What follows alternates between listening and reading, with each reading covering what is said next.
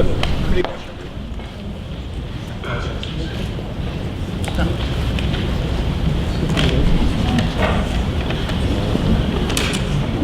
Okay, so thank you so much for being here. My name is Roman Baratiak. I'm the Associate Director out at the UCSB Arts and Lectures Program. And there are many people to thank for this afternoon. I particularly want to thank David Miliband for making the trip to be with us in Santa Barbara. Thank you so much, David.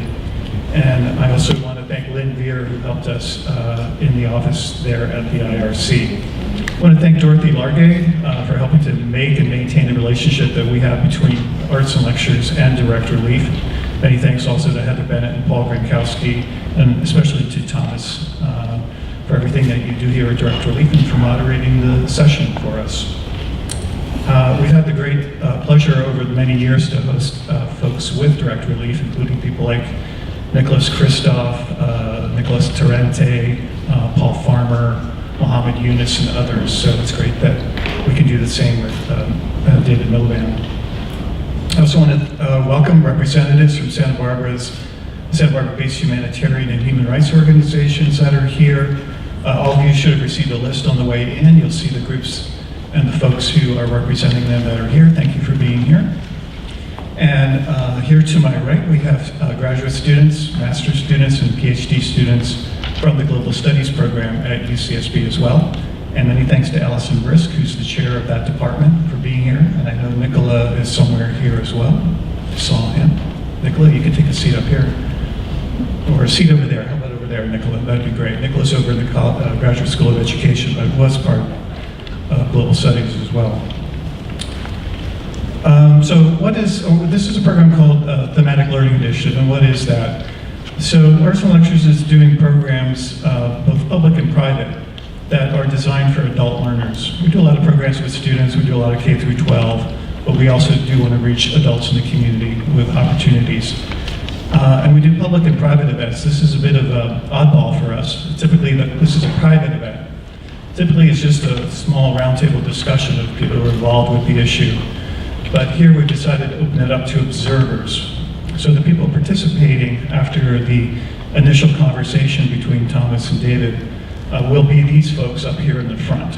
So this is not open to everyone to get involved in the discussion, but you're all invited at the end of it to mingle, meet one another, ask questions, etc.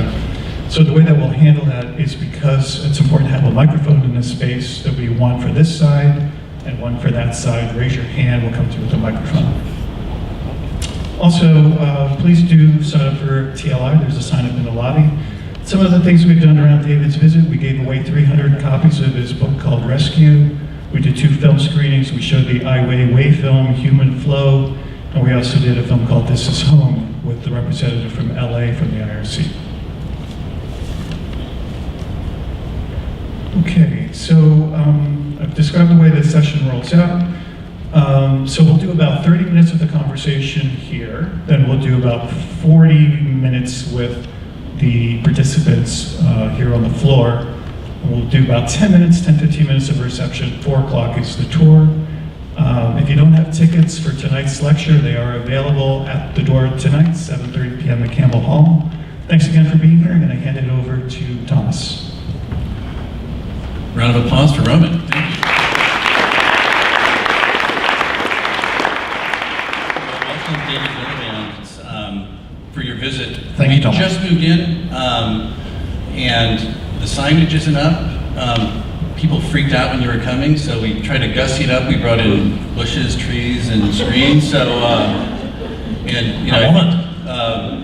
but we thought, I talked briefly with David as he was driving up, and what he would like to talk about, and he said, ask me some hard questions, because I thought my role was to just lob the softball, so I'm trying to think of some really hard ones, but to begin, why don't you just set the stage about the issues broadly? I think economic migrant, refugees, they all get kind of conflated, particularly in the election season where it gets done to bumper sticker.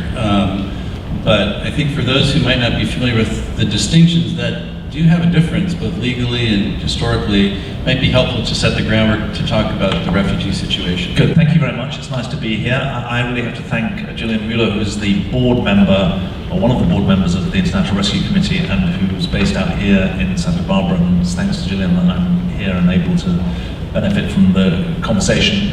So we're living through a global displacement crisis of unparalleled proportions since the Second World War, since records began. And let me just throw some statistics at you. Displacement obviously fits into two main categories. There are people who are driven from their homes involuntarily, who are forced to leave their homes. People who are suffering from war, from persecution, sometimes disaster as well. And when we look at the UN figures, about 68.5 million people have been forced from their homes by a war or conflict or persecution or disaster. 40 million of them still remain within their own home countries. They're called internally displaced persons. And about 28 million are refugees or asylum seekers. Refugees is someone who claims refugee status in the first country they land in. Asylum seeker is someone who claims in a third or fourth country, more or less is the easiest way to think about it. The best definition of this group, people who are forced from their homes, especially if they cross borders, is that it's not safe for them to go home. The legal definition is in the 1951 Refugee Convention, which talks about a well-founded fear of persecution. In 1951, the definition of a refugee was restricted to Europeans, actually. It was Europeans returning after the Second World War. In 1967, the definition became a global definition. And one of the ideas at the heart of the Refugee Convention was that individuals should be able to have their cases heard with due process.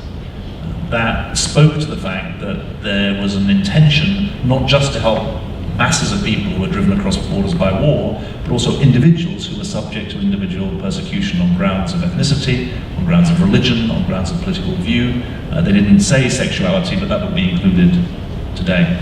And one of the virtues of the system that was set up after the Second World War is that those individual cases that are heard in various courts of adjudication have allowed the law to develop in a way, for example, that means that people who are fleeing gang-related violence in the triangle of El Salvador, Guatemala and Honduras have been granted refugee status. So on the one hand, you have 68.5 million people either in their own home countries or crossing borders who are forced from their homes by conflict or persecution. That's about 1 in every 110 people on the planet. When you look at economic migration, the numbers are larger. There's about 250 million people who've crossed borders in search of work, and there's about 750 million in total who are moving within their own countries. Just to cut to one of the questions we might get to, I think it's very important to maintain the distinction, despite the fact that there are some very fuzzy or grey areas in between. And for example, I'm often asked, well, what about climate refugees?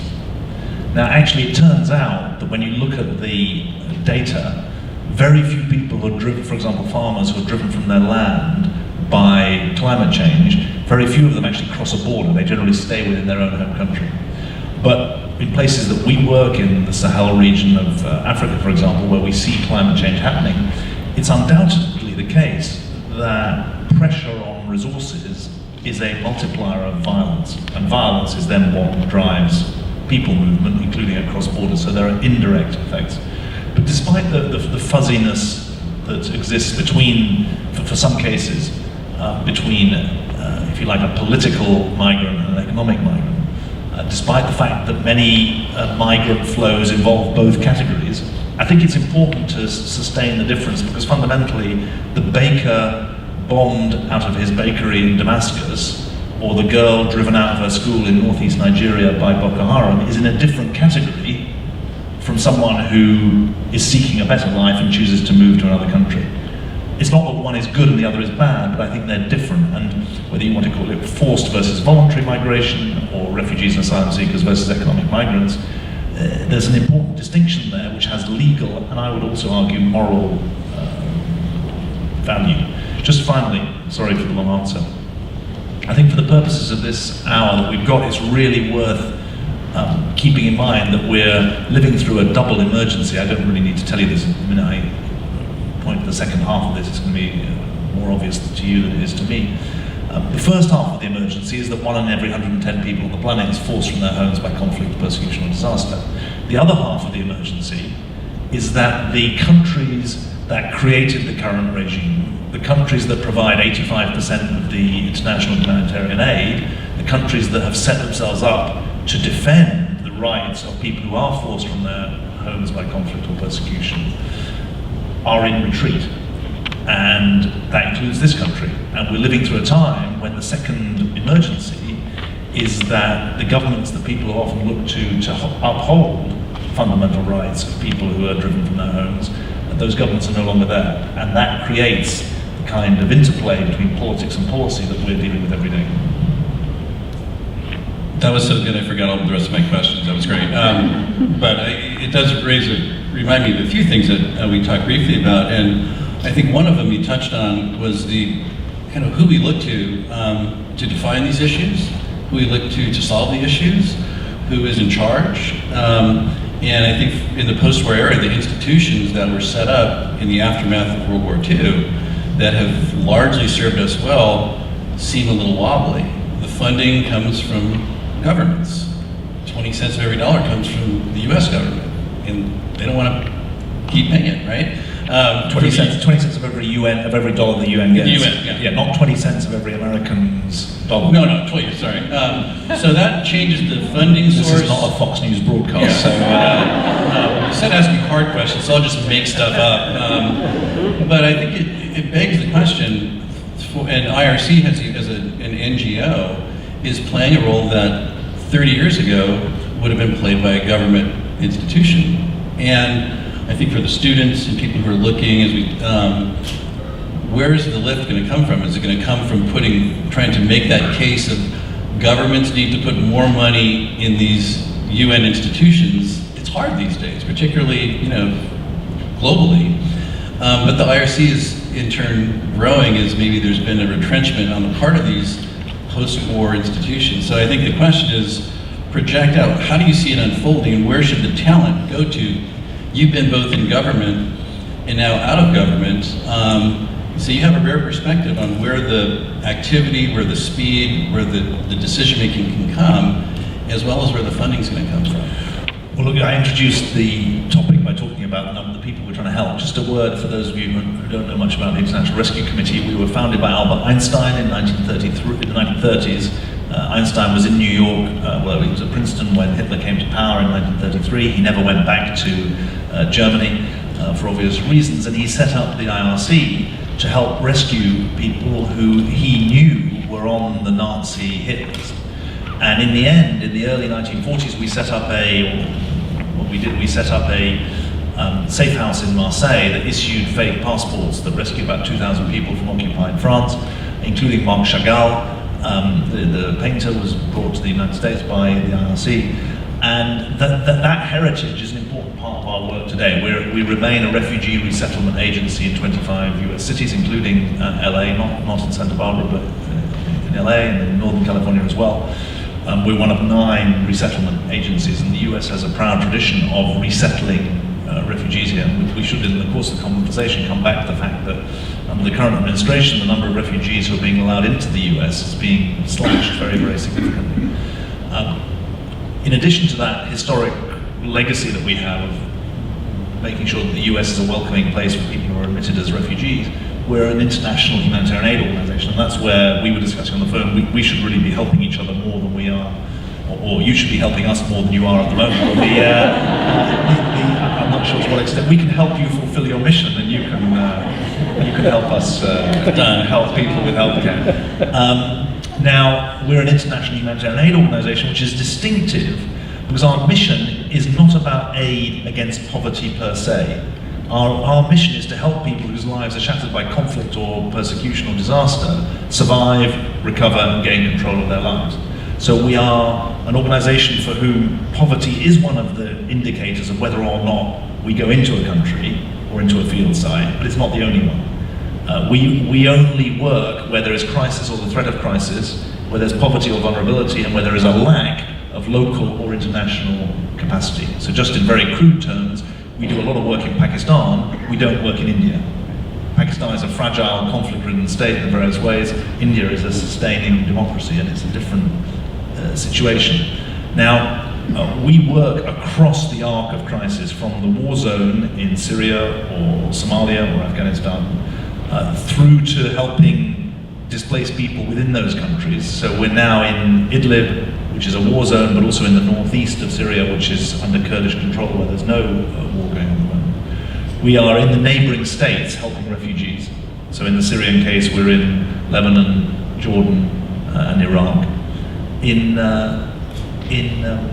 We're on the refugee transit routes, so you'll find us in Greece and in Serbia, and you'll also find us doing the refugee resettlement work in the US. So we're unusual in working right across the arc of crisis with the goals I mentioned of helping people survive, which means our healthcare, our water and sanitation work, helping people recover, which is often a personal trauma that people have suffered, especially women and girls, as well as the collective trauma of people who've been through the refugee experience.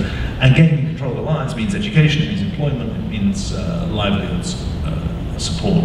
Now, to your question, it's interesting, if you listen to what I said about the countries that we're working in around Syria, I didn't mention the country that has the largest number of Syrian refugees, which is Turkey. Turkey has 3.7 million refugees. Maybe it's people here with Turkish heritage or from Turkey itself. And it's kind of an interesting example of the relationship between NGOs and governments.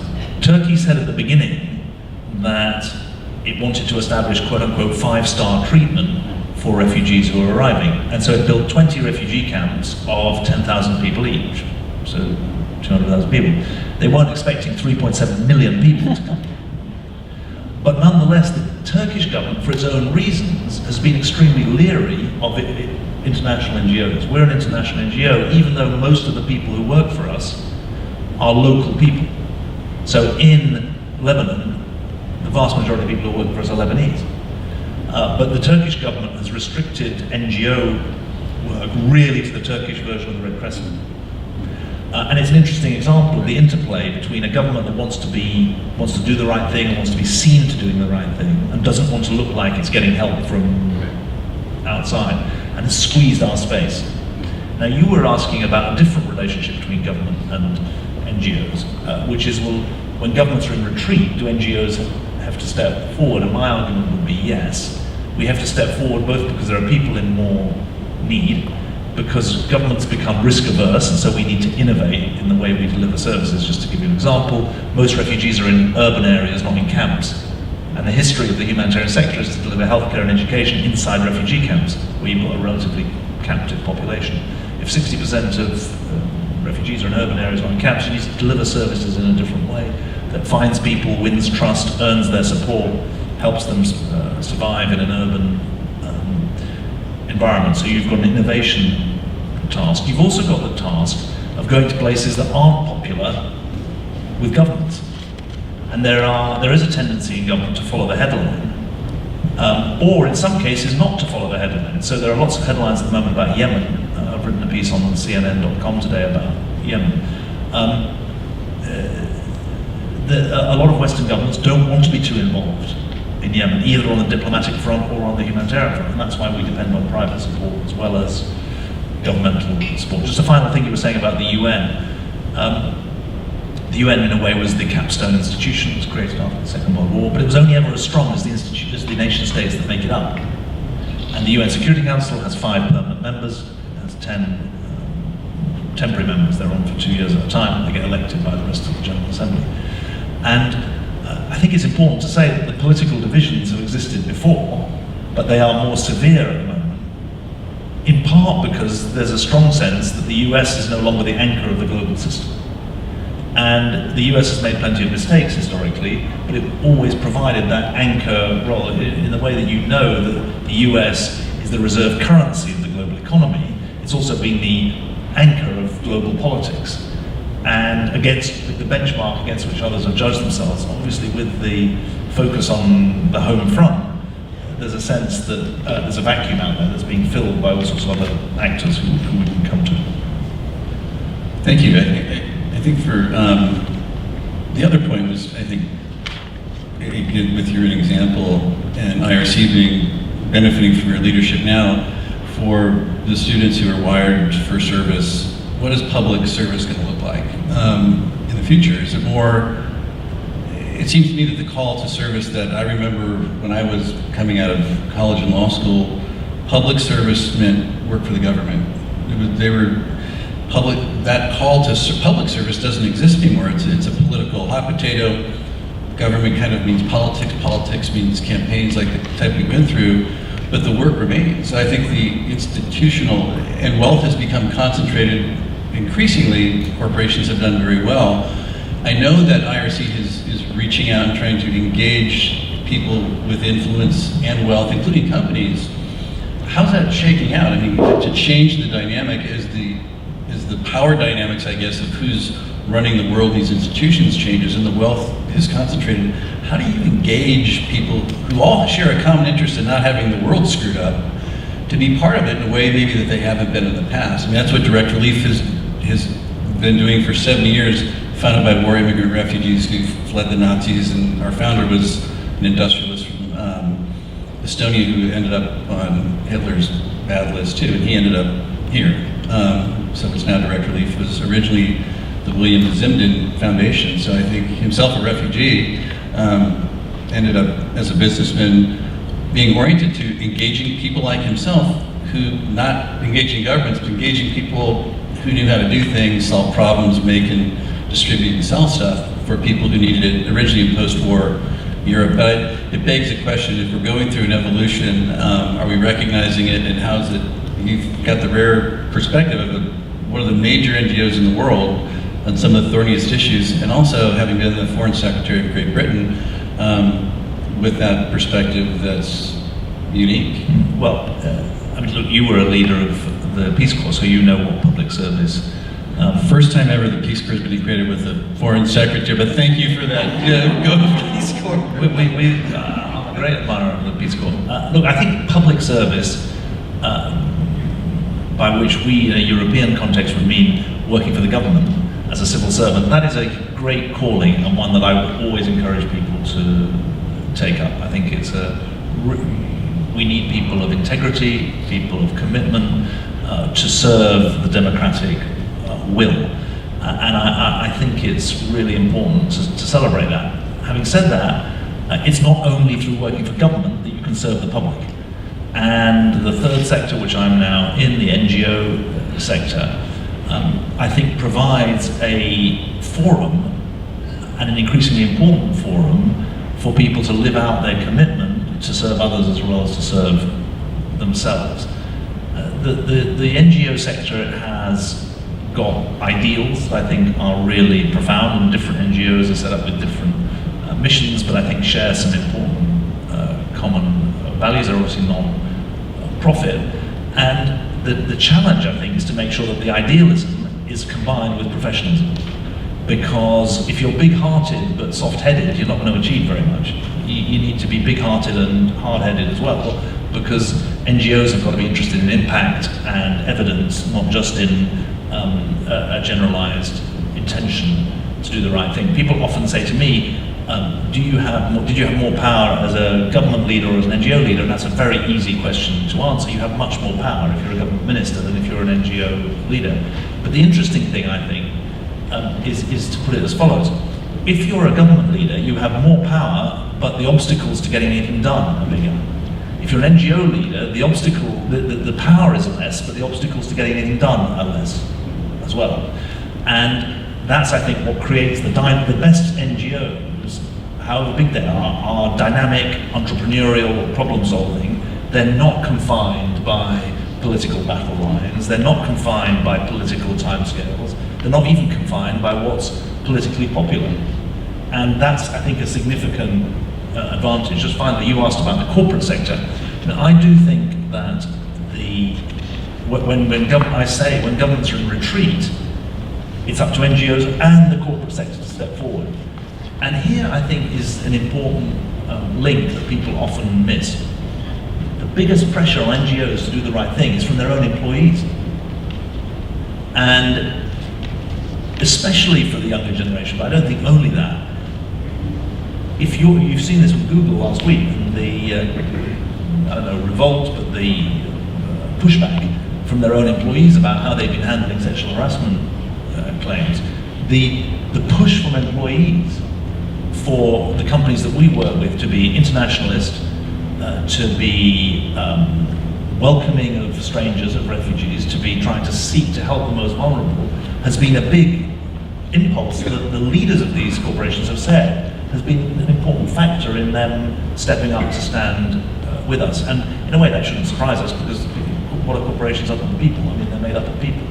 And so I think that's an important factor at a time when, as a citizen or as an employee, you're seeing government in retreat. You want us to be able to step forward, both in your professional life and in your private life. Yeah, it's interesting. I mean, it seems to me that we've never been more interconnected or economically. I mean, in every way imaginable, communications-wise, information-wise, and otherwise. So more international engagement on the one hand, but this resurfacing of, I don't know if it's tribalism or nationalism. We had our president proudly state that he is a nationalist. And I think the tension is obvious. I mean, when we're trying to do, particularly with refugees, how do you resolve? I mean, we're still organized around sovereign nations. And you were a foreign secretary. Yeah, so we're not a political organisation, so I always say that play the ball, not the man. So I'm comment on what he on his policies and what he says, not on the president himself or any political leader. Look, for European ears, to say you're a patriot is fine, but to say you're a nationalist is not. And the difference is that a patriot is proud of his own country, a nationalist wants to do down other countries. And that's just to European ears. If you like, a patriot can see a positive sum game, whereas a nationalist sees a zero-sum game. And certainly the history of Europe in the last 300 years is that patriotism has led to some extraordinary acts of sacrifice. Nationalism, in the common good, nationalism has always had a very sticky end. And so it's jarring to hear that. It's interesting, I was in China 2 weeks ago, and they talk about patriotism, they don't talk about nationalism.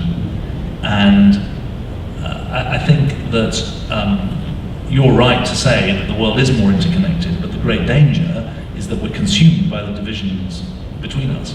I did this program for BBC Radio in September, because it's the 100th anniversary of the end of the First World War, but it's also the 100th anniversary of the false start in creating the League of Nations, which was the forerunner of the United Nations and was encapsulated in a way by Woodrow Wilson's 14 points in 1918, but was a false start because it was sort of dead on arrival, not least because of the revolt against President Wilson here.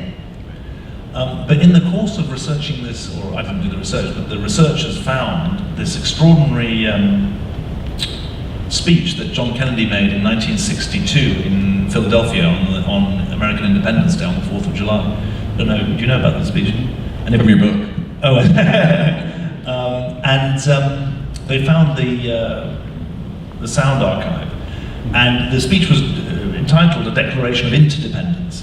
So on Independence Day, JFK was declaring interdependence, but the soundbite that I thought was extraordinary and very relevant to today's times is that he said, Alexander, I can't do the Boston accent, but Alexander Hamilton taught Americans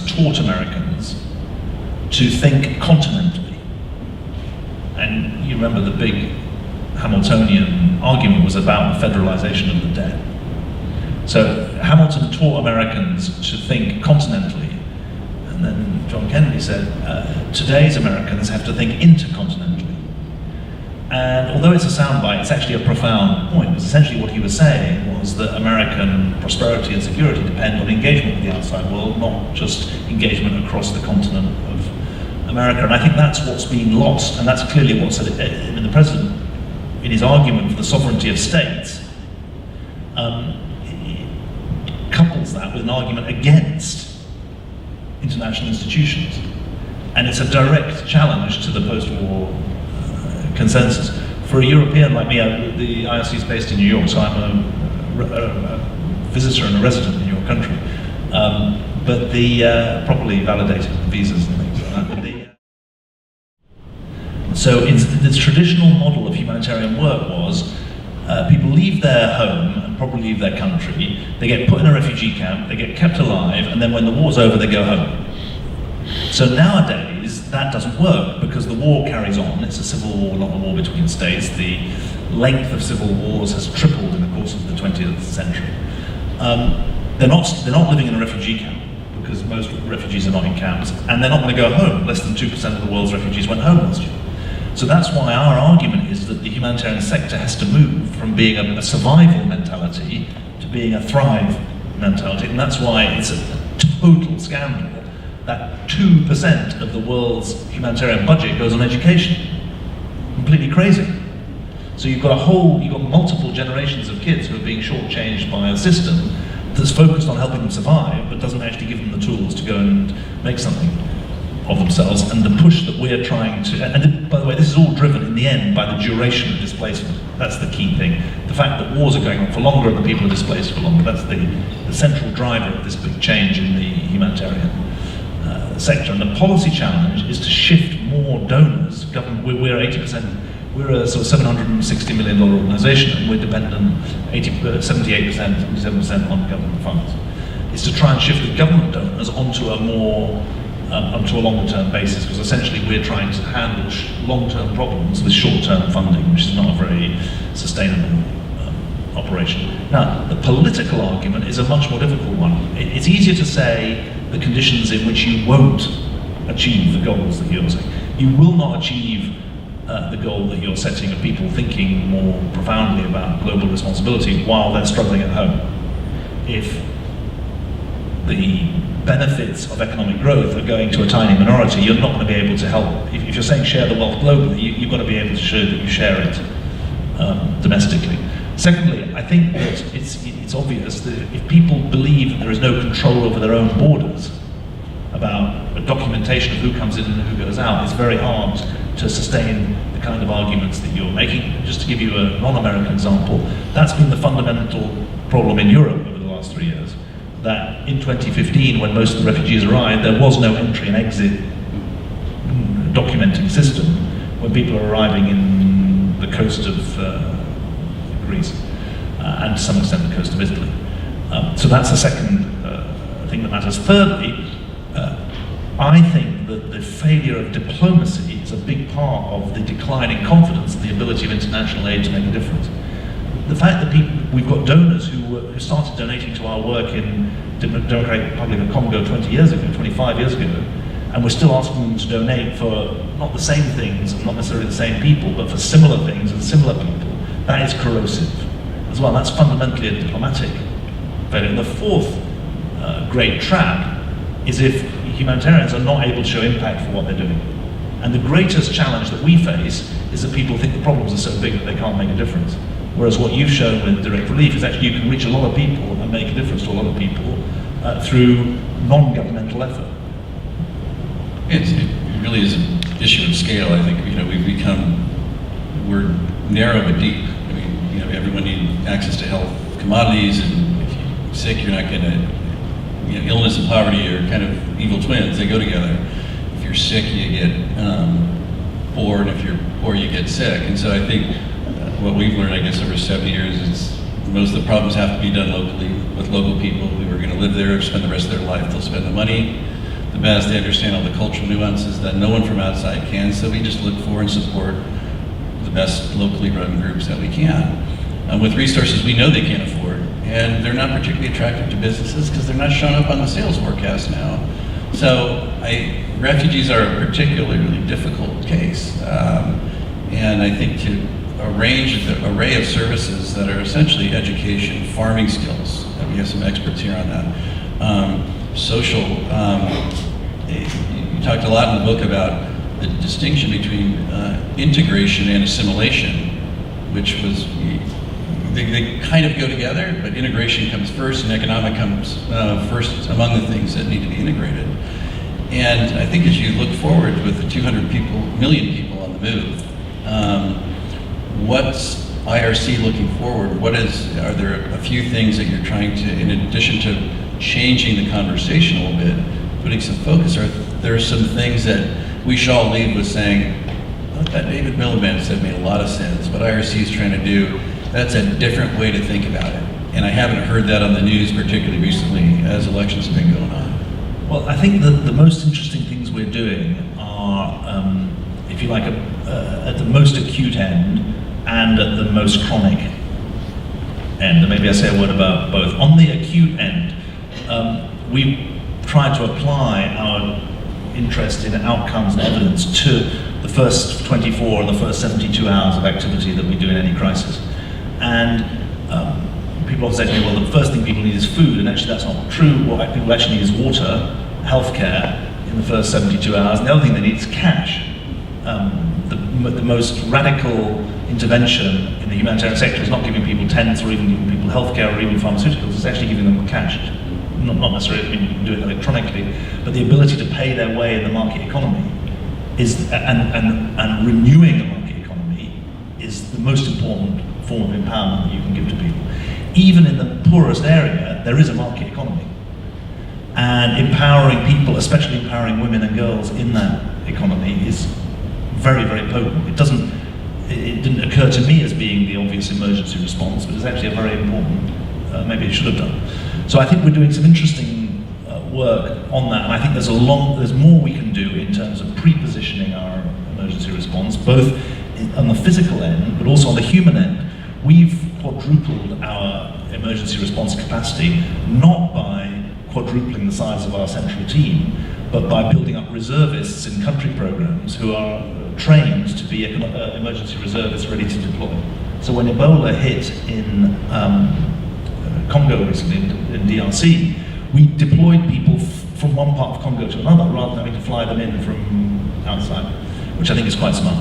On the chronic end of things, I think we have got some really exciting stuff going on. Three of them that I would pick out briefly. One, we won the MacArthur Prize for solving a global problem. It's called 100 and Change, because they were giving out $100 million.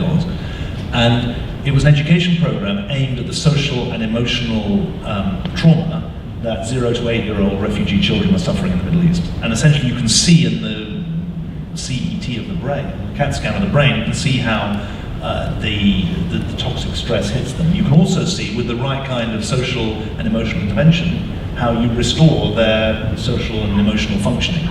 And I think that's one of the most exciting things we're doing, but we're only doing it in the Middle East.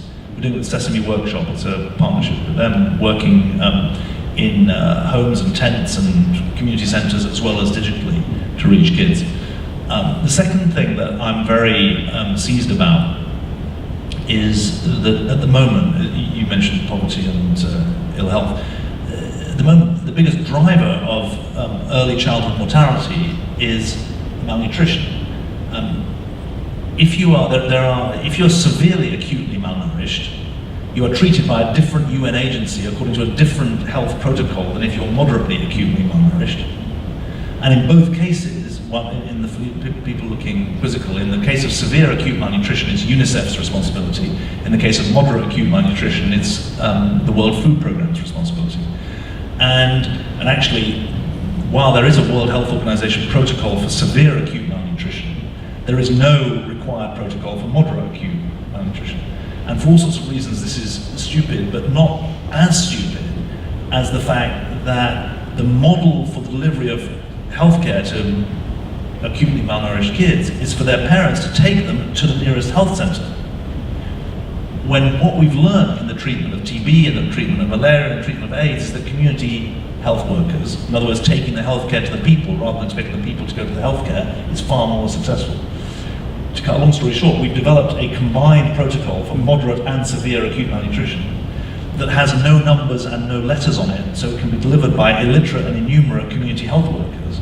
And from our early evidence in South Sudan, if that was replicated globally, we'd save literally millions of lives. So the second chronic thing is that. The third, briefly, is on the economic front. We created 16,000 refugee businesses last year around the world.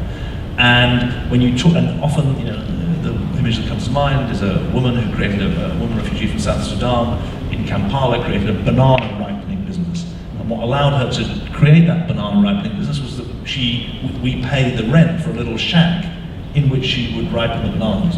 With the money that she made from ripening the bananas and then selling them, she paid the school fees for her daughter. Her daughter qualified for Kampala University, and when I met her daughter, she was ready to qualify, and when I asked her what would she do, she said she was going to go back to South Sudan because she was getting a degree in public health and wanted to improve the health system in South Sudan. So the economic stuff that we're doing, especially with women actually, is just fantastic, and it's the best examples I've got of how you can make a difference one life at a time. Well, I had a sense we were getting close, Roman, but thank you all for that. And so I think we're now going to let you take the moderator's duties away and ask just brilliant questions for David Miliband with the time here. So who would like to go for, you're going to shepherd the mic? Okay. Yeah, so if you have a question, just raise your hand, we'll give you a mic, and we'll do the same over here. Why don't we start on this side, we'll go back and forth.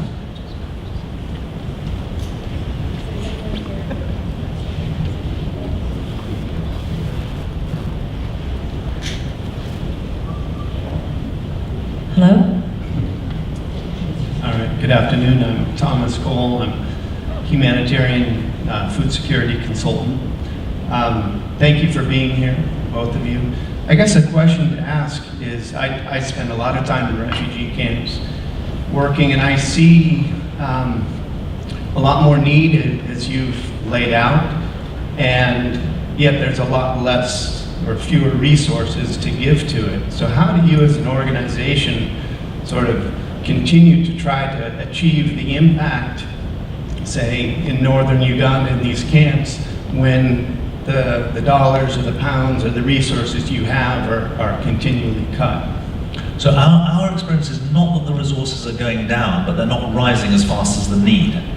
So it's true that the president tried to cut the US overseas aid budget by 30%, but actually the Congress more or less sustained its spending, and European governments, so actually the French government is more or less doubling its overseas aid spending. So our experience is not that the overall governmental budgets are falling, but that they're not rising as fast as the need is rising. And in any case, the base case was that needs were not being met.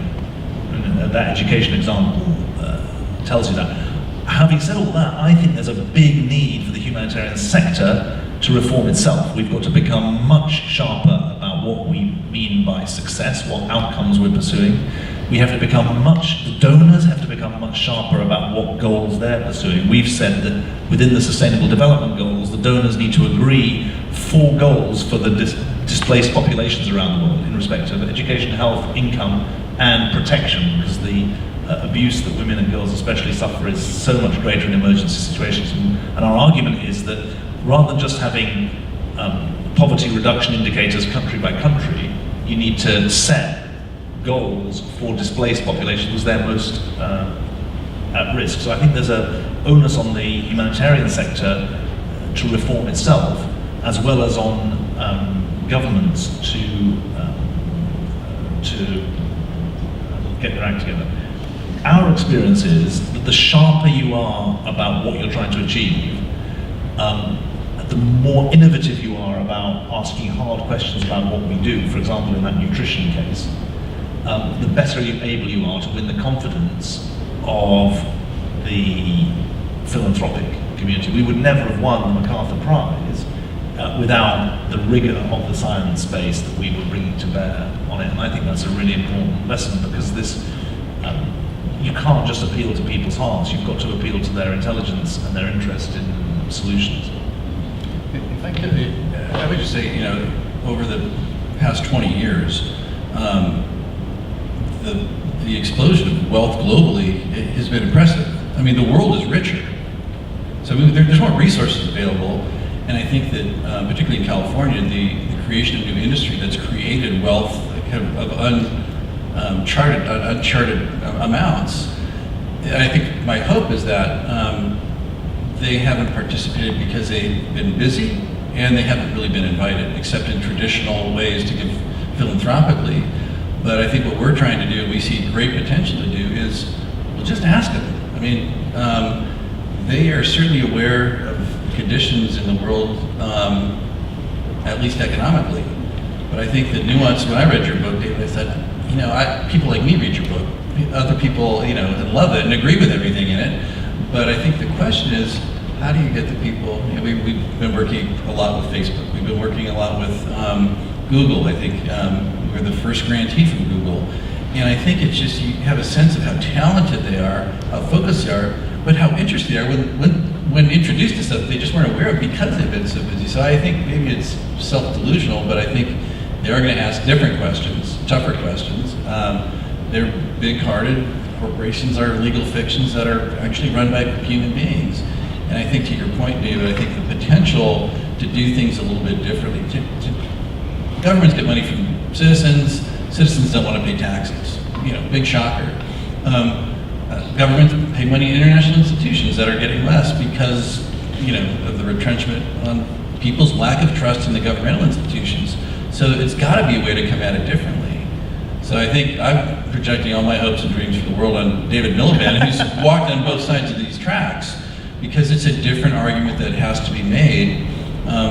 If you just say something to people who already know what you're going to say and already agree with it, you get nowhere other than a sense of validation. That's what I took away from your book, David, and I congratulate for you. And the TED Talk that I and 25 gazillion other people watched, which was a distillation, is really exceptionally well done. So if you haven't watched it, take all those good lines and just pitch all those folks who haven't been yet invited, and that's just, you know, at least something that hasn't been done.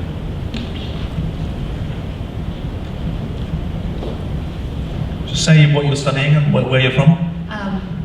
Hello, thank you so much for the wonderful discussion. My name is Maya, I'm a first year PhD student in global studies, and I'm originally from Moscow, Russia.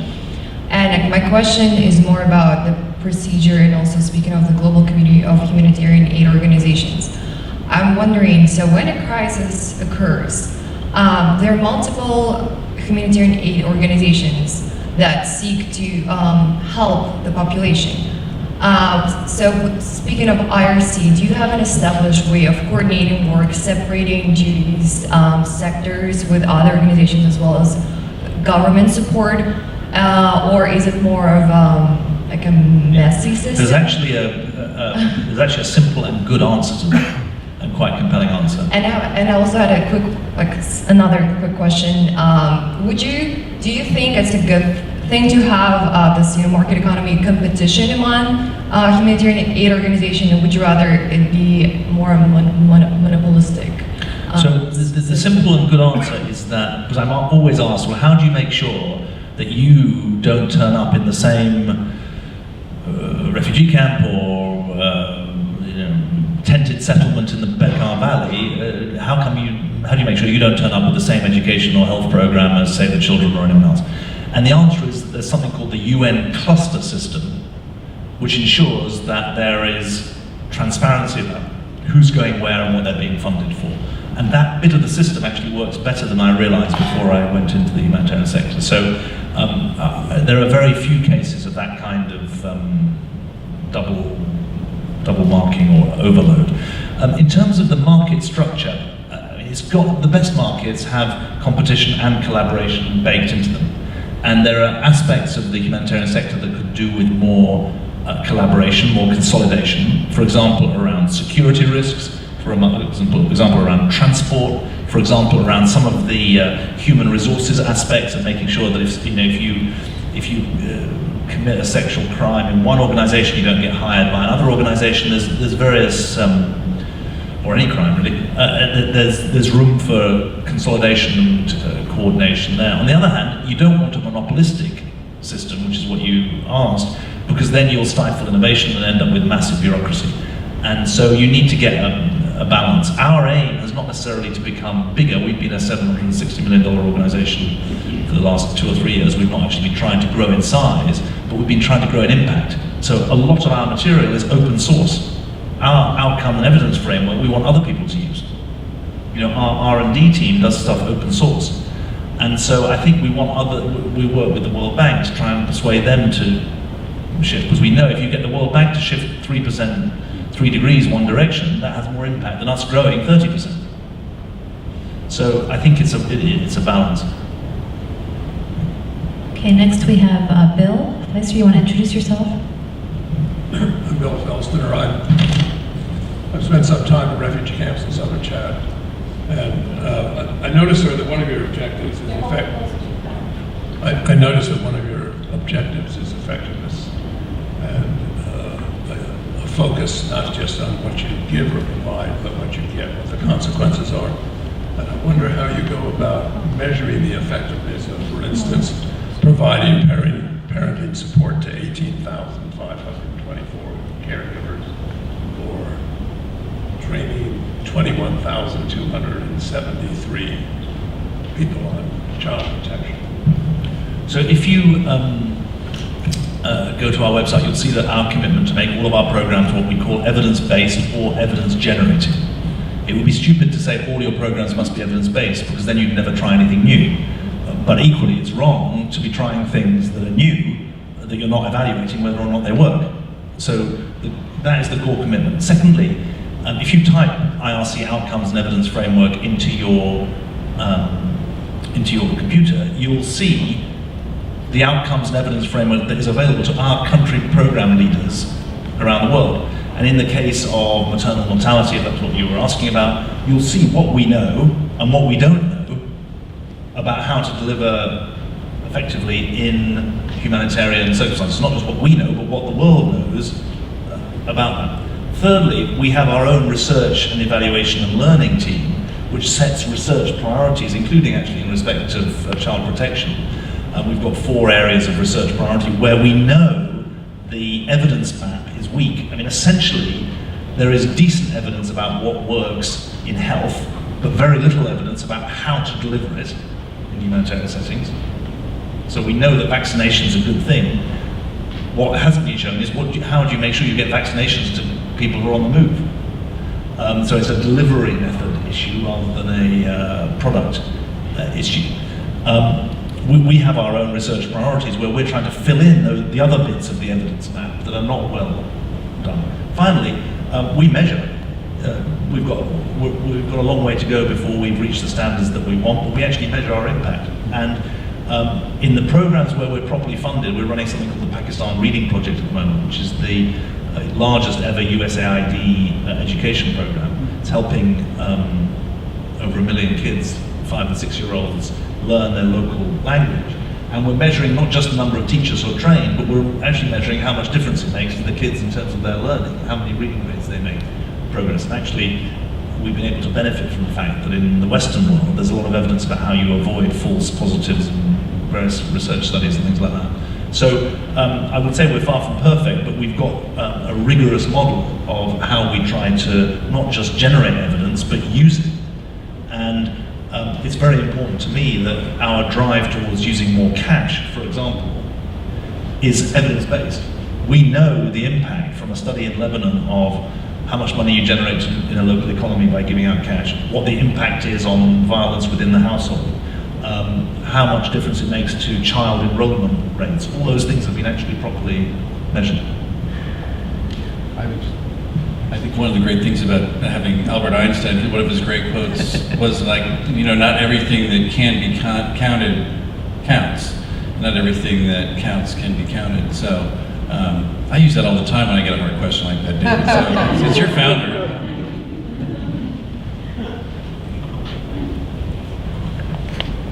Hi, I'm Eugene Reardon. I'm a first-year PhD student, and I was wondering how the IRC helps to guarantee security to these resettled people, whether they're in these camps that you talk about or in the resettled cities. What ways they help guarantee that security?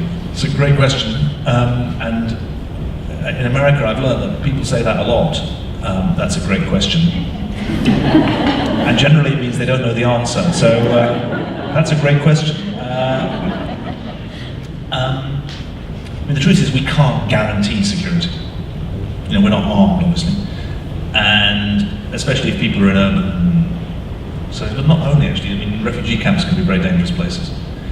So we can't guarantee security. What we have to do is try and make sure that we maximise the security of our own staff and our own beneficiaries. And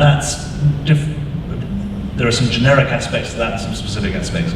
A generic aspect is by employing local people, you've got the best chance of having the best local intelligence on what's really going on. And the only thing I would say, what Tom said earlier about, I'm leery of a stark distinction between local organizations good, international organizations bad, because we're an international organization that has rigorous procedures but employs local people.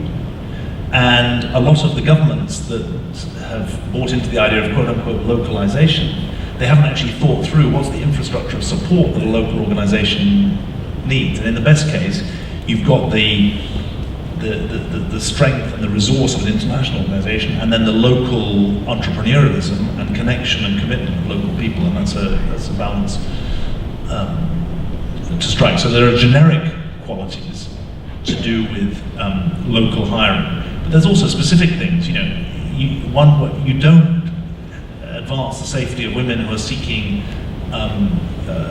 support and protection from abusive husbands by saying that you've got a big centre for abused women. You say